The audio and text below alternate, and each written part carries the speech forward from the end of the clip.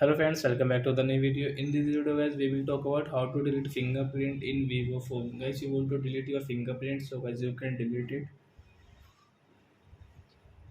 In this video guys, we are going to watch how to delete fingerprint.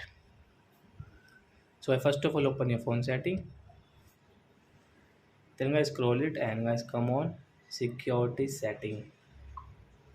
Guys click on fingerprint, enter your pattern guys, and guys you can see delete option.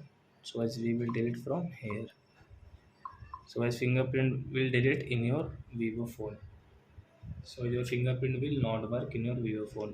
So I hope friends you have understood how to delete fingerprint in Vivo phone. So that's it guys. Thanks for watching my video guys. Now we will meet on next video with new topic.